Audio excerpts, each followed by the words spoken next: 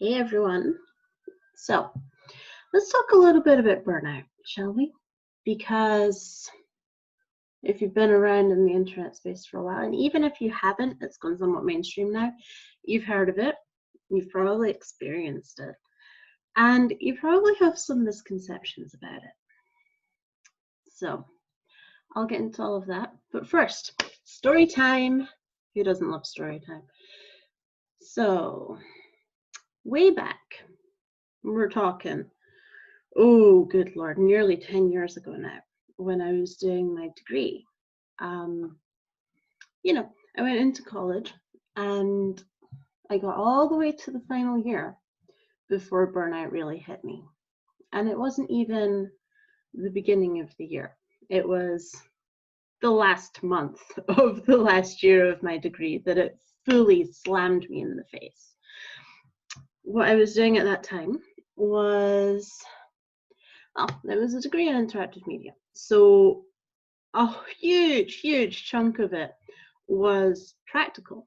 You had your projects that you had to hand in for different modules. And, there was the theoretical part too, where we wrote essays and stuff. But the practical work was a big deal. And you had certain criteria that you had to make. But the projects you made were very much down to what you could come up with and argue for in the time frame. So, picture much younger Heather, full of ambition and enthusiasm, and I can do all the things and zero time management across multiple projects. I could do one thing at a time. And I'd been starting to struggle a little bit the year before because I had multiple things, but I'd managed to pull out the hat with a lot of hard work and dedication. So, having set that scene, we go into degree year, and there's like first semester, we had an advert to spec and create, we had a website to spec and create, and we did have some written work and essays to do as well. Now, fair, 2 projects, cool. The criticism I got from my curriculum head at my review was that I was trying to make War and Peace in advert form in 3 months. The funny thing is, I was charismatic enough to have argued for it and gotten it approved. So that was a bad time. I was working solidly on things that first semester, I think probably about 12 or 14 hours a day, just to get things done, right?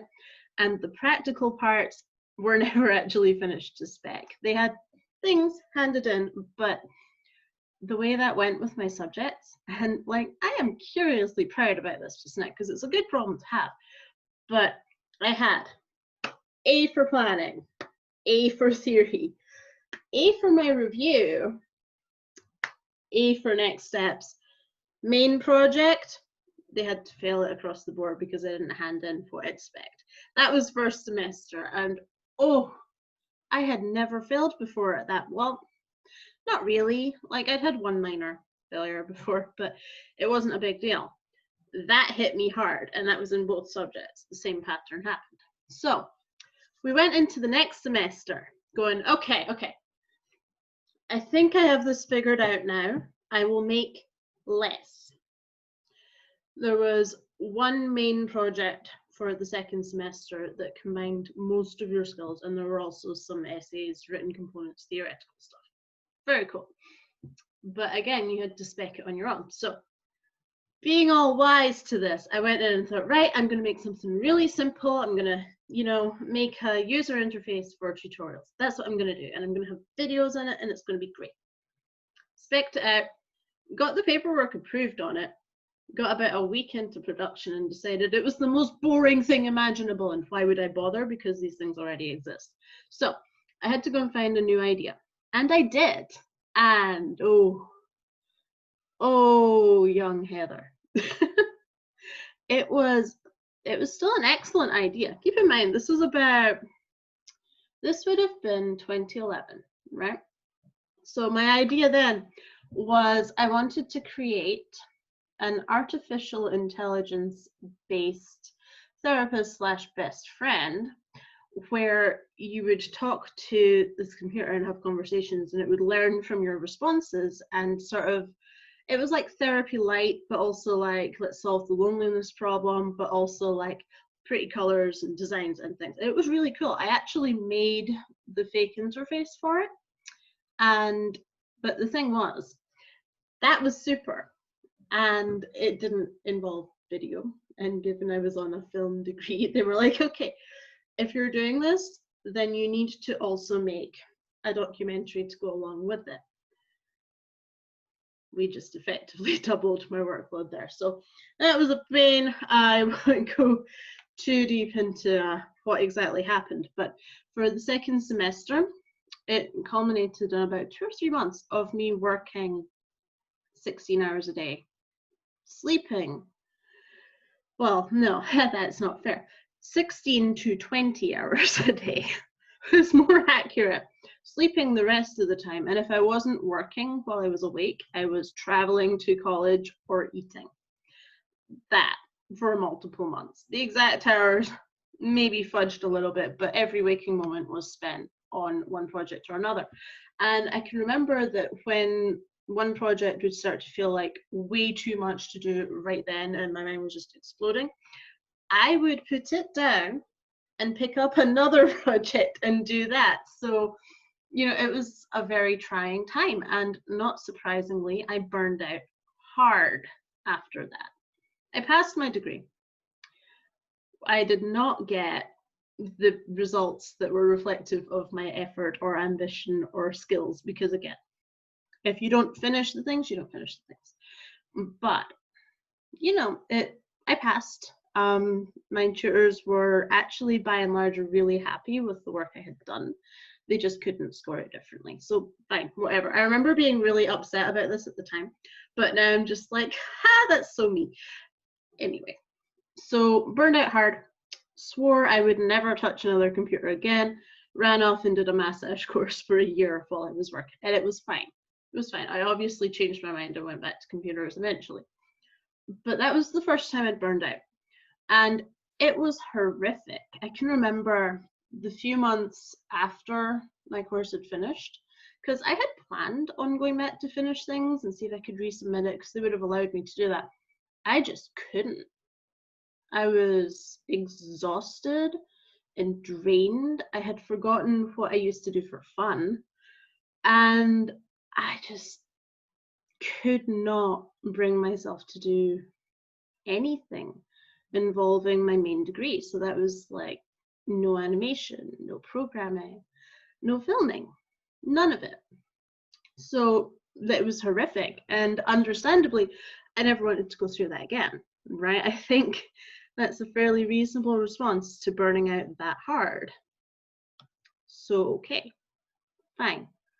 That's what happened. I always intended to go back and do a master's in screenwriting, but that didn't happen, and that's a long story in and of itself. So that was the first time I burned out. The second time I burned out was a couple of years ago, actually.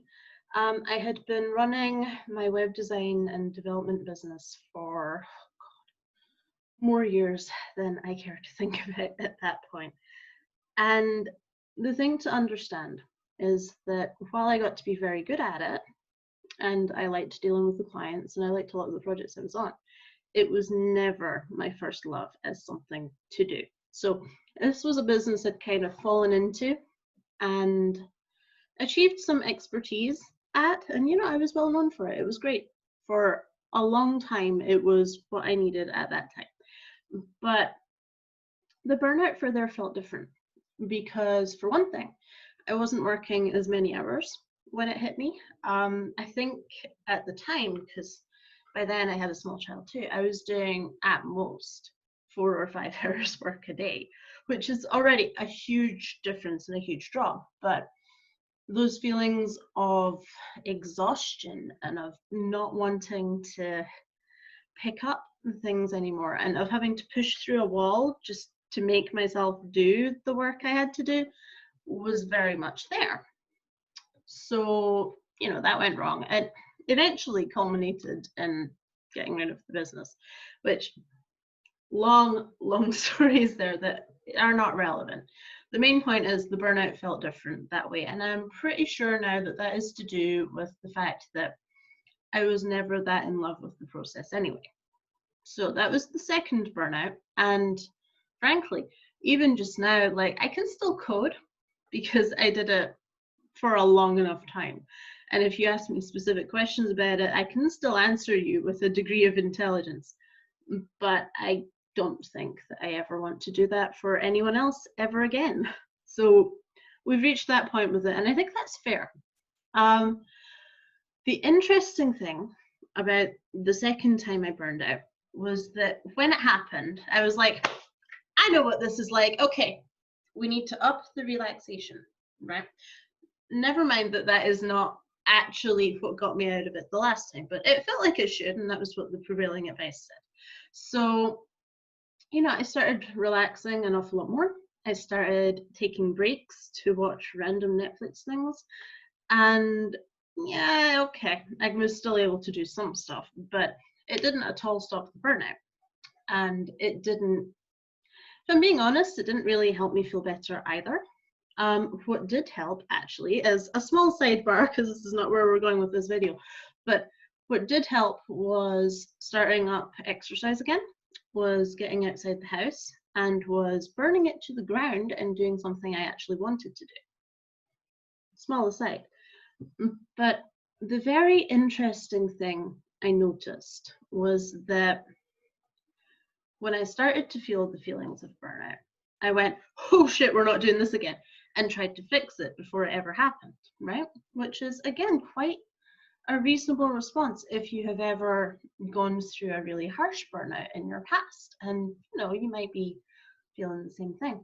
But I think what happened, and what I'm realizing now, is that I was so afraid of having that same level of soul-crushing burnout from legitimately working too hard for too long that I didn't give myself the chance to work too hard or too long. So the interesting thing for me is I'm now working on something I love very, very much. I'm not doing the same amount of hard work that I was doing in my degree, not even close. In fact, I've been tracking it for the last couple of weeks, and there's a lot of factors that go into this, okay? It's not great. But I've only been doing like 2-3 hours a day, which, okay, that's 2 or 3 hours a day, but that is hardly even half of the effort I am capable of. So I was thinking about it today, and I'm like, okay, well, why has this happened? And it happened because I have two conflicting beliefs in my brain about this thing. And I've discovered that, and that is why I'm here talking to you about it just now, because, you know, you might have a similar thing going on. Belief number one is that if you want results and if you want to be ambitious and make a difference, you have to put the work in. You just do. It's effort's important. Being willing to consistently show up and do things is important. We know this to be true, right?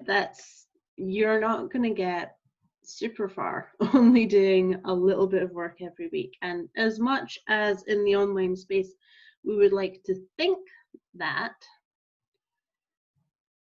effort matters. A couple hours a week doing bits and pieces is not the same as solid 4 hours a day doing the creative work that will move you forward. So that's the first thing. The other belief that I had was that somehow I need to manage my energy and relaxation so that I don't go spinning out of control and lose all ability to work in general. It was painful realizing that was lurking in there somewhere. Because, I mean, there's a lot of justifications I can use for that type of thinking, up to and including the fact that we're pretty sure I have ADHD. Still waiting on that diagnosis coming through, but I mean, the world has gone kind of crazy lately, so that'll take however long it takes. But there's a lot of justifications for it. There's a lot of, well, now I'm a single mother and I have other things I need to do and I just can't devote that kind of time. He's in school now. I kind of can. But it was really, really, I'm going to say interesting, but it's not quite the word I mean, to find that lurking, because all of my goals and all of my actions tend to favor the let's go be ambitious and do our work side of the equation, right? So to find that I also believed that, well, actually, we can't do that much work at any one time or we'll go slightly nuts is a challenge. And I think I have been wrong quietly, subconsciously for the last year or two. So, you know, on the one hand, oh my God, I've been wrong. Jim, whoa, that doesn't actually upset me that much because having now realized it, I can change it going forward, and that's a really good thing. And that's honestly the main reason I thought I would just make this video today, because I know that for a lot of you, burnout is something you have experienced. Legitimate, working, tail end to, or bookend to bookend, all day burnout. And it's a real thing and it's a real problem. And yes, we need more balance than that. But somewhere along the way, I managed to pervert that for myself to mean I couldn't do a full-time job. I couldn't do a part-time job and a part-time business. I couldn't really do very much during the day at all, or I would have no energy for my kid. And it was a slippery slope, and I do not like where I led it to, and maybe you don't either. But, you know, I think it's important that we own these things. And yeah, I've been in the wrong. So, guilty, I've been in the wrong. I'm gonna fix it. My plan here is to actually legitimately try and work hard again, which sounds so bad because I've always worked hard with the time I've allowed myself to work hard. I've hardly been slacking, except that I have, of course, also been slacking in the amount of time I allocate to working hard. So it's uncomfortable. I don't like that that was the truth that it turned into. But I would much rather have an ugly truth than a pretty lie. And because you cannot change anything if you're lying to yourself, she says, in the most long-suffering way possible. So I'm going to give it a go. And that probably means that you will be seeing a lot more of me on this channel. We will see how that goes. But just to leave you with this parting thought, if you have run into the wall before, it's okay to stop just before the wall instead of 10 feet back from the wall. And with that, guys, I will see you in the next video.